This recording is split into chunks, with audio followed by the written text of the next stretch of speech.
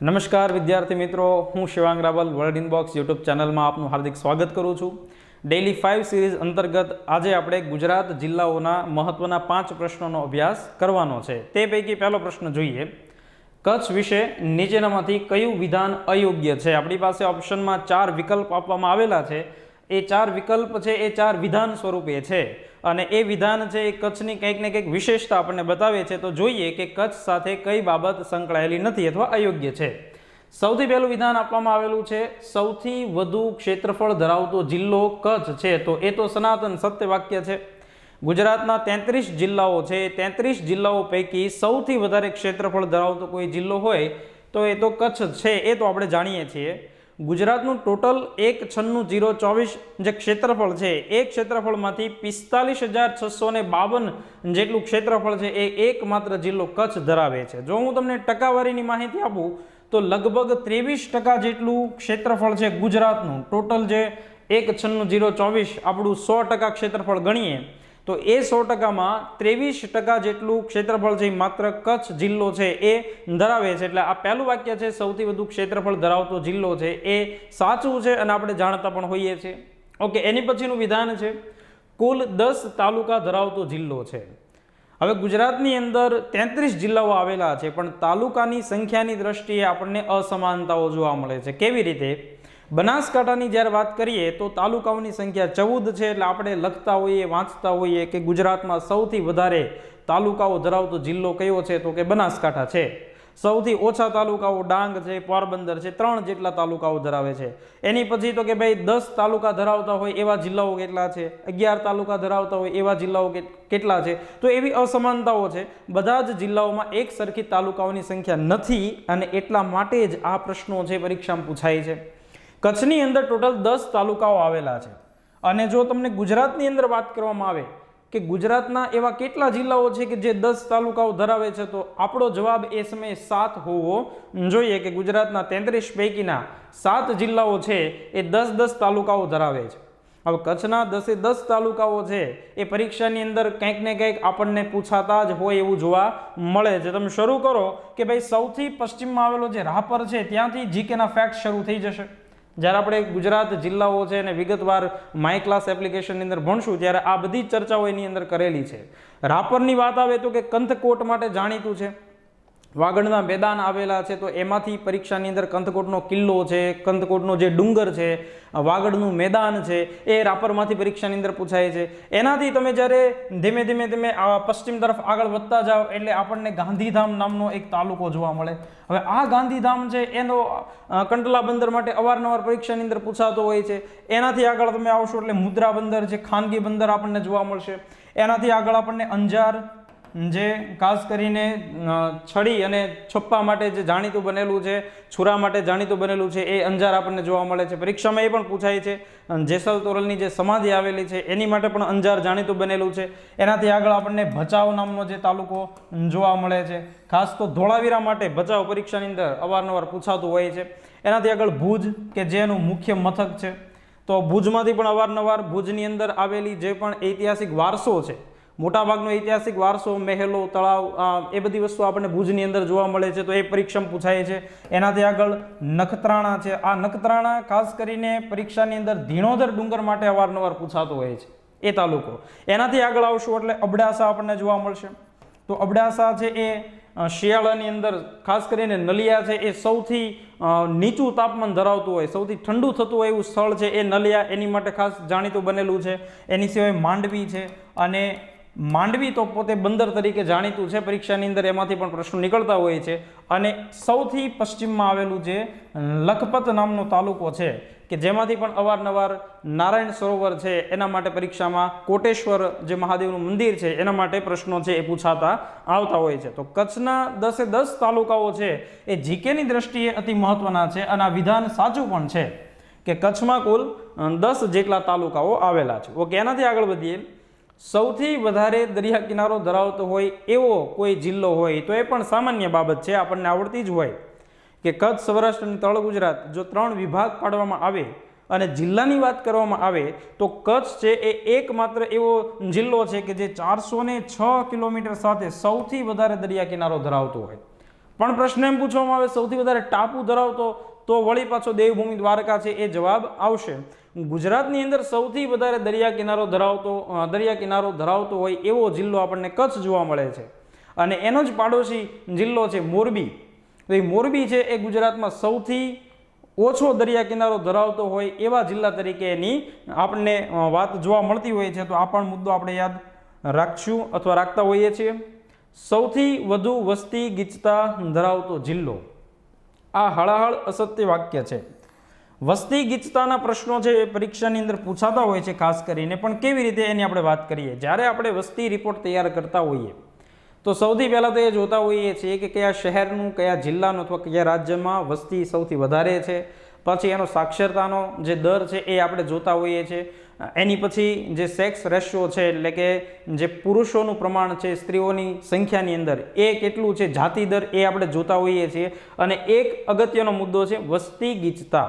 વસ્તી ગીચતા છે એ 1 ચોરસ કિલોમીટરે માપવામાં આવતી હોય છે. હવે 1 ચોરસ કિલોમીટર એટલે શું કે તમે જે જગ્યાએ ઊભા છો એ જગ્યાએથી 1 કિલોમીટર ઉત્તર તરફ ચાલો, વળી પાછા 1 કિલોમીટર પશ્ચિમ તરફ ચાલો, વળી પાછા 1 કિલોમીટર દક્ષિણ તરફ, અને વળી પૂર્વ તરફ 1 કિલોમીટર ચાલો, એટલે 1 ચોરસ કિલોમીટર એરિયા બને. કોઈ પણ જિલ્લાની અંદર 1 ચોરસ કિલોમીટર વિસ્તારમાં રહેતા લોકોની સંખ્યા છે એને વસ્તી ગીચતા તરીકે ઓળખતા હોઈએ. તો અહીંયા શું વાક્ય આપવામાં આવેલું છે? સૌથી વધુ વસ્તી ગીચતા ધરાવતો જિલ્લો. જો આનું ઓપોઝિટ કરવામાં આવે, આનું વિરોધી કરવામાં આવે તો આ વિધાન સાચું પડે. સૌથી ઓછી વસ્તી ગીચતા ધરાવતો જિલ્લો એ કચ્છ છે. તો આપણને એવો પણ ખ્યાલ આવે કે સાહેબ કેટલી હશે ટોટલ 1 ચોરસ કિલોમીટરે, 1 ચોરસ કિલોમીટર એરિયાની અંદર કચ્છની અંદર માત્ર 46 વ્યક્તિઓ છે એ રહેતા હોય એવું આપણને જોવા મળે છે. કચ્છ જિલ્લાની આપણે વાત કરી રહ્યા છીએ અત્યારે હાલ પૂરતી. અને આ જે આંકડો છે હું તમને કહી રહ્યો છું એ વર્ષ 2011ની વસ્તી ગણતરી પ્રમાણેનો આંકડો છે. હવે જો હું તમને એનાથી આગળ એક વાત કરું કે જો ગુજરાતની વાત કરવામાં આવે, કચ્છ તો છે જ, પણ તમામ જિલ્લાઓની વાત કરવામાં આવે તો એવરેજ ગુજરાતની અંદર 308 વ્યક્તિઓ 1 ચોરસ કિલોમીટર એરિયાની અંદર રહેતા હોય છે. હવે જો એનાથી એમ પ્રશ્ન પૂછવામાં આવે કે સાહેબ સૌથી ઓછી વસ્તી ગીચતા જો આપણે કચ્છની અંદર જોવા મળતી હોય તો સૌથી વધારે વસ્તી ગીચતા છે એ કયા જિલ્લામાં છે? તો કે આપણા દક્ષિણની અંદર આવેલું જે સુરત છે એ સુરતની અંદર 1 ચોરસ કિલોમીટરે 1376 જેટલા વ્યક્તિઓ રહે છે. હવે અહીંયા તમે અસમાનતા જુઓ, એક બાજુ સુરત છે, એક બાજુ આપણને કચ્છ જોવા મળે છે. કચ્છની અંદર 1 ચોરસ કિલોમીટર એરિયાની અંદર માત્ર 46 વ્યક્તિ રહેતા હોય છે, જ્યારે સુરતની અંદર 1 ચોરસ કિલોમીટર એરિયાની અંદર 1376 વ્યક્તિઓ રહેતા હોય છે. આનું મુખ્ય કારણ શું છે? તો કે આર્થિક કારણ જ હોય. રોજગારીની વધુ તકો સુરતની અંદર જોવા મળે છે, એટલે માણસો જે અલગ અલગ શહેરોમાંથી સ્થળાંતરિત થઈ અને સુરત તરફ આગળ વધતા હોય છે, એટલે સુરતની અંદર વસ્તી ગીચતાનો પ્રશ્ન વધારે છે. હવે જો ભારતની વાત કરવામાં આવે તો તમને એનાથી પણ નવાઈ લાગશે કે સૌથી વધારે વસ્તી ગીચતા ધરાવતું કોઈ એવું રાજ્ય હોય, કેન્દ્ર શાસિત પ્રદેશ હોય તો એ દિલ્હી છે. લગભગ 1 ચોરસ કિલોમીટર એરિયાની અંદર 11,320 જેટલા લોકો રહે છે.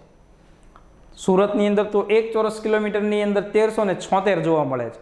જ્યારે દિલ્હીની વાત કરવામાં આવે તો એટલા જ વિસ્તારની અંદર 11,320 જેટલા લોકો છે એ રહેતા હોય છે. તો તમને એમ પ્રશ્ન થાય કે સાહેબ હવે એટલા બધા વ્યક્તિઓ રહેતા હોય તો એ જગ્યાએ વસ્તીની ઘણી બધી સમસ્યાઓ છે એ થતી હોય છે, એટલા માટે જ પ્રદૂષણ છે એની પણ સમસ્યાઓ દિલ્હીની અંદર સૌથી વધારે રહેતી હોય છે. એની સામે તમે અરુણાચલ પ્રદેશ જુઓ તો અરુણાચલ પ્રદેશની અંદર એ આંકડો માત્ર 17 છે.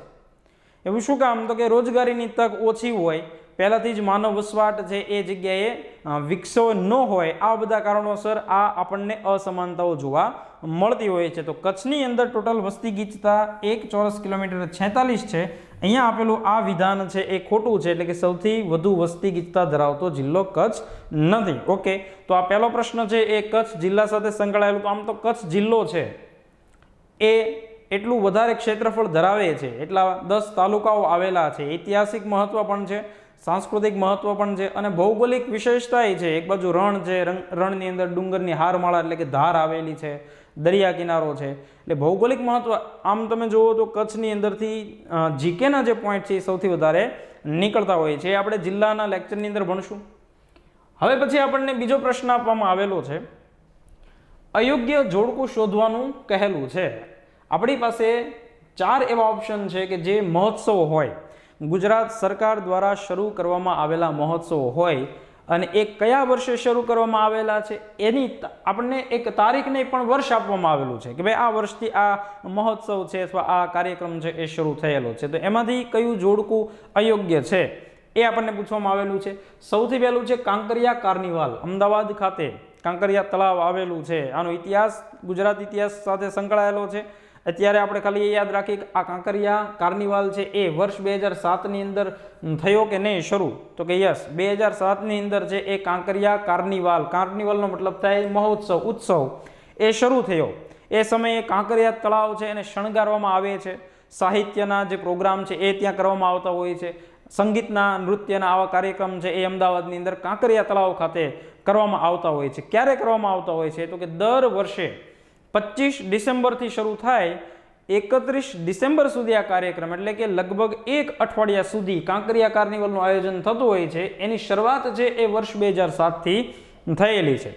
એની પછી પતંગ મહોત્સવનું આયોજન છે એ પણ ગુજરાતની અંદર આંતરરાષ્ટ્રીય પતંગ મહોત્સવ કાઇટ ફેસ્ટિવલ, ઇન્ટરનેશનલ કાઇટ ફેસ્ટિવલનું આયોજન થતું હોય છે. કયા વર્ષથી થાય છે? તો કે 1989 પતંગ મહોત્સવ છે એ આમ તમે જો અત્યારની પરિસ્થિતિએ તો ગુજરાતના મોટા ભાગના જિલ્લાઓની અંદર આયોજિત થાય છે. જે સ્થળ વર્તમાનમાં ચર્ચામાં હોય જેમ કે સ્ટેચ્યુ ઓફ યુનિટી, જાન્યુઆરી મહિનાની અંદર એ સ્ટેચ્યુ ઓફ યુનિટી ખાતે પતંગ મહોત્સવનું આયોજન થાય. એ સિવાય અન્ય આજે કચ્છનો જે રણોત્સવ થતો હોય છે એ રણોત્સવની અંદર પણ કચ્છ આજે પતંગ મહોત્સવ છે એનું આયોજન થાય છે. પણ ખાસ જાણીતું ઇન્ટરનેશનલ કાઇટ ફેસ્ટિવલ છે સાબરમતી રિવરફ્રન્ટ અમદાવાદ ખાતે એનું આયોજન થાય છે.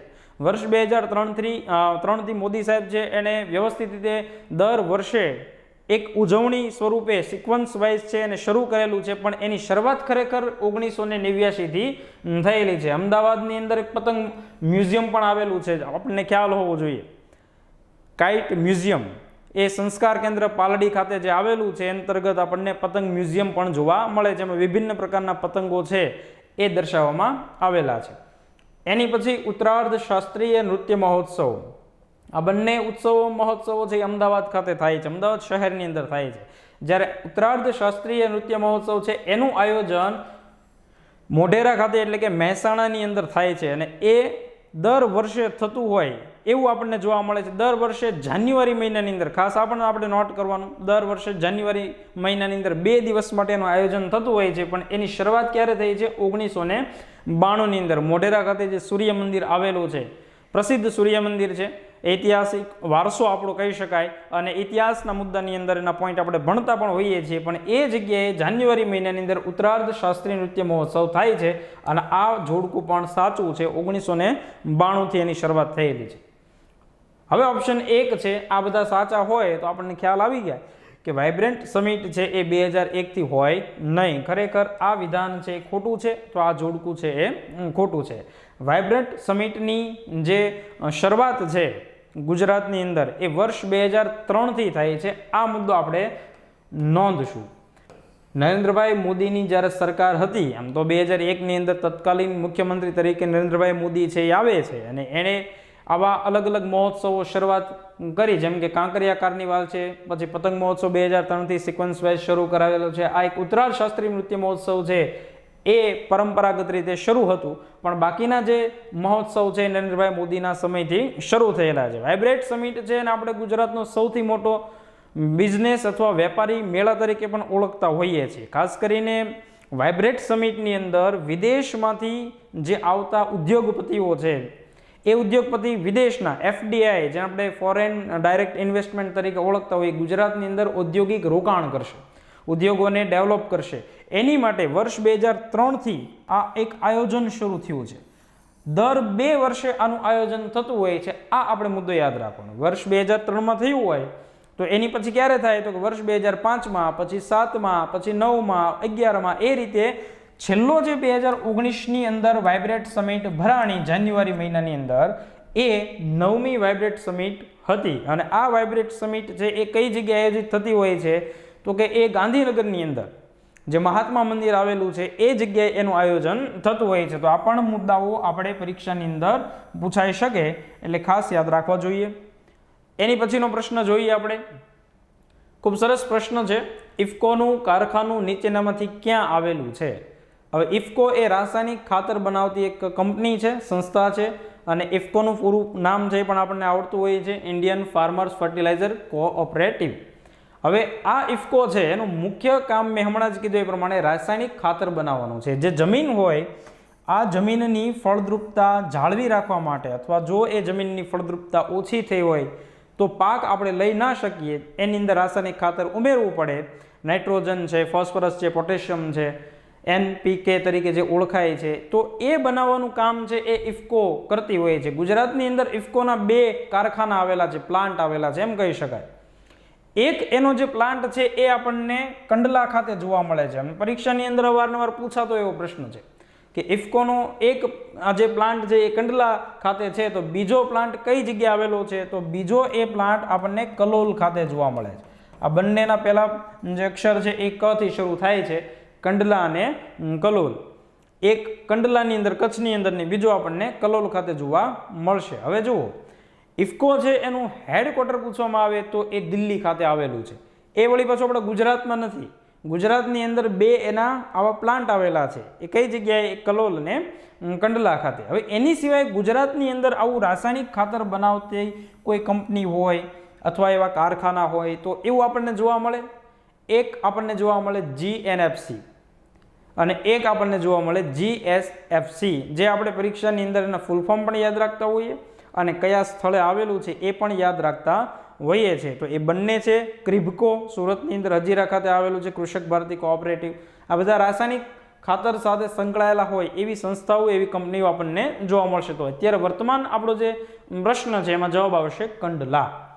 કે હવે આગળ વધીએ. ગુજરાતના પૂર્વના દરવાજા તરીકે કોને ઓળખવામાં આવે છે? ખૂબ સિમ્પલ સાદો પ્રશ્ન છે. પૂર્વનો દરવાજો એટલે આપણને તરત ખ્યાલ આવી જાય કે સાહેબ દાહોદ જ હોય. શું કામ? તો કે ગુજરાતની સૌથી પૂર્વ તરફ આવેલો છે. હવે સૂર્યોદય અથવા કે જે સૂર્ય છે એના કિરણો જે જગ્યાએ પૂર્વ દિશા આવેલી હોય ત્યાં સૌ પ્રથમ પડે એ આપણને ખ્યાલ છે. હવે સૌથી પૂર્વની અંદર આપણને શું જોવા મળે છે? તો કે દાહોદ, એટલે આપણે ગુજરાતના પૂર્વના દરવાજા તરીકે ઓળખીએ છીએ અને સૌથી પૂર્વમાં આવેલો ભાગ છે. હવે એ જગ્યાએ કોઈ એવો દરવાજો નથી મૂકવામાં આવેલો ગુજરાતમાં એન્ટર થવા માટેનો, પણ એક વિશેષણ આપવામાં આવેલું છે કે સૌથી પૂર્વમાં આવેલો છે એટલે કે પૂર્વનો દરવાજો. એ જ રીતે જુઓ, સૌરાષ્ટ્રનું પ્રવેશ દ્વાર એટલે બોટાદ. કેવી રીતે? તો કે ભાઈ અમદાવાદ છે ત્યાં સુધીનો વિસ્તારને આપણે તળ ગુજરાત, મધ્ય ગુજરાત તરીકે ઓળખતા હોઈએ. ત્યાંથી સૌરાષ્ટ્રમાં આવવું હોય સૌથી પહેલું શું આવે? તો કે બોટાદ આવે. એટલે સૌરાષ્ટ્રનું પ્રવેશ દ્વાર એટલે બોટાદ. પણ એ જગ્યાએ પણ વળી પાછો એવો કોઈ દરવાજો ફિટ કરવામાં આવેલો નથી હોતો. એ કોમન સેન્સની વાત છે. ગુજરાતના પૂર્વના દરવાજા તરીકે કોને ઓળખવામાં આવે છે? દાહોદને ઓળખવામાં આવે છે. ઓકે, આની પહેલાના લેક્ચરમાં પણ આ વિશે આપણે ચર્ચા કરેલી છે. સૌથી છેલ્લો પ્રશ્ન છે આજનો. મેંગેનીઝ માટે જાણીતું સ્થળ શિવરાજપુર છે એ ક્યાં આવેલું છે? હવે શિવરાજપુર છે એ આપણને આ પૂછવામાં આવે એટલે ખાસ એનું જે જાણીતું છે, એનું વિશેષણ છે, એની જાણીતી બાબત છે, ઓળખીતી બાબત છે એ આપવામાં આવશે. શું કામ? તો કે શિવરાજપુર નામનો એક બીચ પણ આવે છે જે પરીક્ષાની અંદર પૂછાઈ શકે. તાજેતરમાં એને ડેવલપ કરવામાં આવેલો છે, દેવભૂમિ દ્વારકા. અને અહીંયા જે શિવરાજપુરની વાત કરવામાં આવી છે, ખાસ આપણને ઓળખ આપેલી છે કે મેંગેનીઝ માટે જે જાણેલું છે. હવે આ શું છે? તો કે ભાઈ મેંગેનીઝ છે એ એક પ્રકારની ખનિજ છે, મિશ્ર ધાતુની અંદર એનો ઉપયોગ થતો હોય છે. તો એ શિવરાજપુર આપણને જોવા મળશે પંચમહાલની અંદર. પંચમહાલમાં વિંધ્યાચલ પર્વત શૃંખલાના ડુંગરો આવેલા છે. એક આપણને જોવા મળશે પાવાગઢ, કે જે પાવાગઢ છે જ્વાળામુખીકૃત પર્વતનું ઉદાહરણ છે. ગુજરાતમાં સૌથી મોટું એવું જ્વાળામુખીકૃત જે ડુંગર છે એનું ઉદાહરણ છે. અને વિંધ્યાચલ પર્વત શૃંખલાના જેટલા પણ ડુંગરો આવેલા છે એ બધાય ડુંગરોની અંદર પાવાગઢ ગુજરાતમાં સૌથી ઊંચું છે. તો એ પાવાગઢથી આગળ હાલોલ ખાતે આ ડુંગર, શિવરાજપુર નામનું ગામ આવેલું છે, ત્યાં ડુંગર પણ આવેલો છે. એટલે શિવરાજપુર છે એ ડુંગર તરીકે ઓળખાય છે. એ જગ્યાએથી આપણને ખનિજ મળી આવે છે મેંગેનીઝ. એ આપણે પરીક્ષાની દ્રષ્ટિએ યાદ રાખશું. એટલે તેનો આપણો જે જવાબ છે એ છે પંચમહાલ. ઓકે, તો આ 5 પ્રશ્નો છે વ્યવસ્થિત આપણે ભણ્યા. મળીએ નેક્સ્ટ લેક્ચરમાં. ત્યાં સુધી જય હિન્દ.